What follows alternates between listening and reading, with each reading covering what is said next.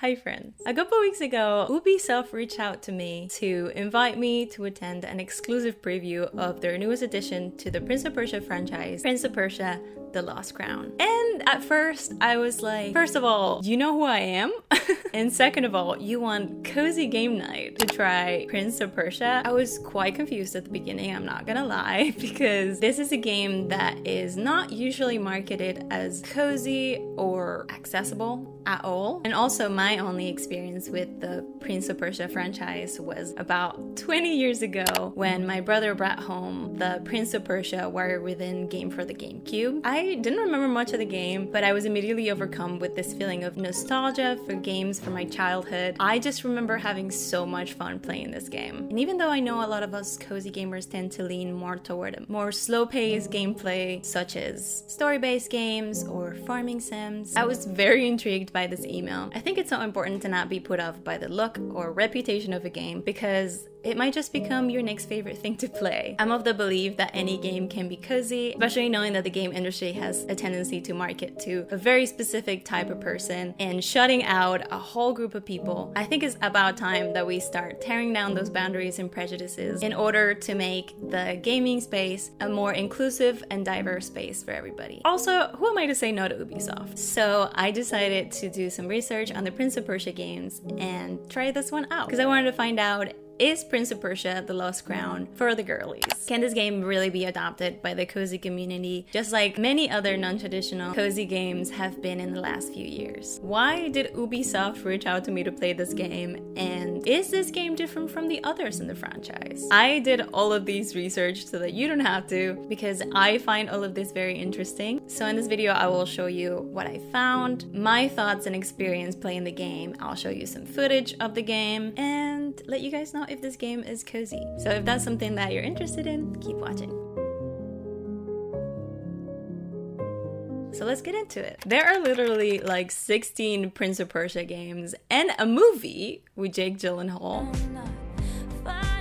So I'm not going to touch on every single Prince of Persia game in this video, but if you're interested in learning about that, I will leave some really cool videos in the description for you. What caught my attention when I was researching this video game is that even though the games that I remember from Prince of Persia came out started in 2003, this franchise goes all the way back to 1989 when the first Prince of Persia game came out. It was actually this adorable cinematic platforming game that truly revolutionized the way games were made at the time, especially in the animation department. Whereas most games at the time looked pretty choppy, the creators of Prince of Persia used real-life models to copy their movements and create this really smooth and seamless animations for their character. This was one of many reasons why people gravitated toward this game, combined with its really tight and unusual platforming mechanics. I find this really interesting because it really goes to show that the roots of this game are within what us cozy gamers are really into, which is such a stark contrast to the games that I was introduced to. The franchise got sold and completely moved away from the 2D platforming style to resemble more that 3D adventure game style that was popular in the early 2000s. The games that we're most familiar with, and more specifically the game that I'm most familiar with, Warrior Within, was actually very consciously marketed for hardcore gamers at the time. It's famously bloodier, has a lot more fighting mechanics. It became more of a semi-open world, which was very popular at the time. So if you think of Prince of Persia and your head immediately goes to, this is a game that's probably too hard for me, this is a game that is too stressful, you're not alone in that, because that's kind of by design. At the time, games were promoted in that way. But because this game didn't do so well at the time, Ubisoft actually started to slowly but surely get back to its roots and give people what they really wanted. A good cinematic platforming game that had a nice story behind it. A few years and quite a few games later, in comes Prince of Persia: The Lost Crown. This game introduces a new hero named Sargon, a young member of a warrior clan named the Immortals. Sargon must travel the cursed city of Mount Kaf to rescue the kidnapped prince Ghassan. This is a 2.5D platformer action-adventure game. You have to use your wits to solve puzzles, find hidden treasures, and complete quests to learn more about this corrupted place. As I was playing the game, I immediately realized this is pretty different to what I remember this game looking and feeling, and probably the rest of the franchise as well. Why? Well, I'm glad you asked. There are 3 things that stuck out for me, and I'll leave the coolest one for last if you want to stick around for that one. Well, first of all, this Prince of Persia game is actually a Metroidvania, and a Metroidvania in a way that has never been done before at that. Metroidvania is a subgenre of action-adventure and/or platforming games. This type of game is characterized by an interconnected world map that the player is able to explore and discover. You progress by discovering new rooms, unlocking new knowledge, weapons, and magic. Through this, Metroidvania games include tighter integration of story and level design, which encourage exploration and experimentation, and it also means that you're able to get far more invested in your character. Think of games as Hollow Knight and Ori and the Blind Forest. Some of you might already know how I feel about Ori and the Blind Forest. So when I was playing Prince of Persia: The Lost Crown, I couldn't shake the feeling that this is the perfect beginner Metroidvania game, because in my experience playing those types of games, I always find them a little unforgiving and frustrating, but I didn't feel that with this game. The mechanics of this game felt smooth, simple, and straightforward. The platforming is challenging while also still remaining super rewarding and fun. The combat was also challenging, but it never felt impossible. Okay. Two of my favorite things in video games is 1, button mashing. I love a game where button mashing is rewarded and encouraged. Yeah, it's fun to know the combos and whatnot, but being able to defeat an enemy by just spamming random buttons, that is so satisfying to me. And number 2, being able to run away from enemies when I just don't feel like fighting. If you're not a very big fan of fighting in games, you can avoid it, except for the bosses, obviously. And even as somebody who doesn't play a lot of games that have designated boss battles, I found that fighting the bosses in this game was so fun and rewarding, even if it took me a few tries to figure out the attack patterns. Oh no. Nikki.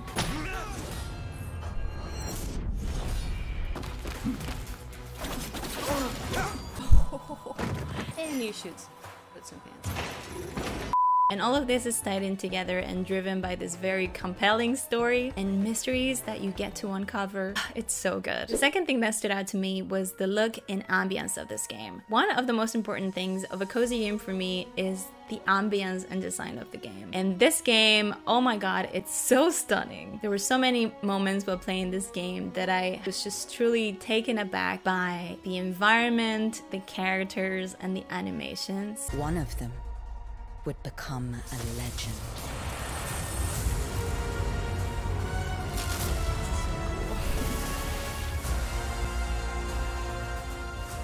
My favorite part was when I found the forest part of the map. I had the best time just jumping through ruins and discovering the mushrooms. There are mushrooms in this game.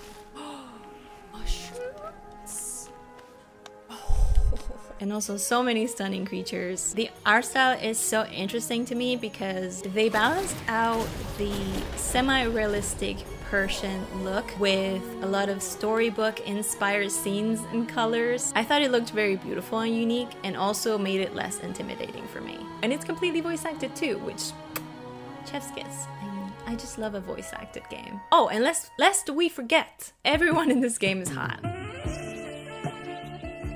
Just wow. Anyway, and the third and last thing that stood out to me, what truly convinced me that this is a game that anyone can enjoy and perfect to recommend to you guys, is that this game has so many accessibility features. You can customize most of your playing experience in this game. So if you're worried that this game might not be for you because you're not used to fighting mechanics or a lot of platforming mechanics, you're worried that it might be too hard or that you might not have the skills for it, Ubisoft made a conscious effort to make this game as accessible as possible for as many players as possible. There's a whole article on this that I will link below, but when senior game developer Remy Bouton was asked about their approach to the accessibility features in this game, they responded, "Games with similar mechanics to Prince of Persia: The Lost Crown are not always known for accessibility, so we wanted to explore ways to make our game enjoyable by the greatest number of players." And I can say after playing this game that they did a wonderful job in this. Not only is the design of the game inherently accessible, but they also included so many features that you can toggle on and off depending on your skill level or preferences. This game not only has a wide range of difficulty levels and parameters, there's also an optional guided mode which shows objectives and blocked/hidden paths. There's a feature called Eye of the Wanderer. The Eye of the Wanderer feature allows you to take a screenshot and pin it to the map as a visual reminder, which I thought was really cool. And because this is a game that offers a lot of combat as well, Ubisoft was actually pretty conscious of the fact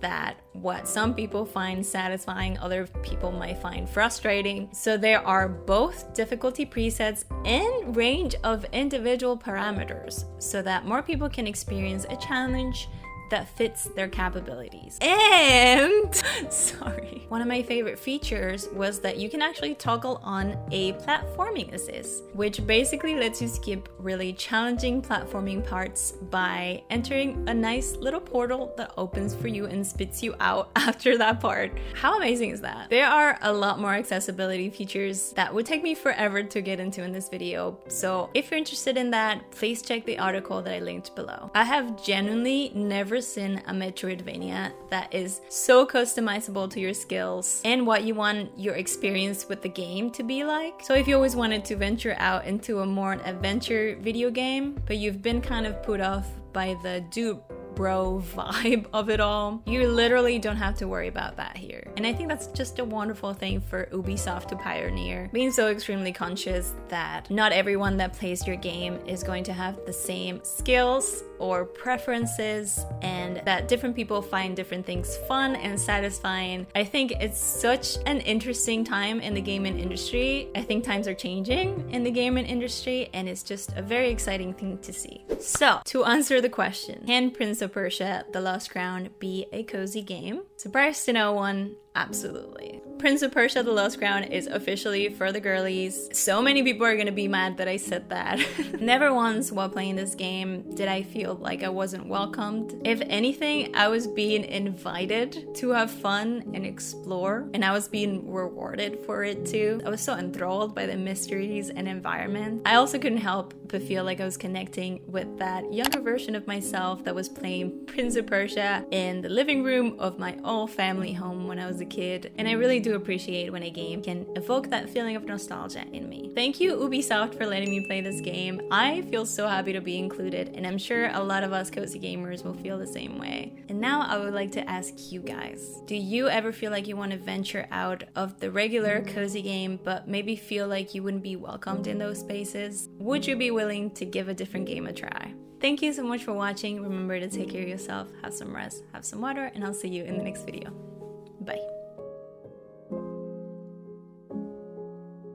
Prince of Persia: The Lost Clown. The Lost Clown?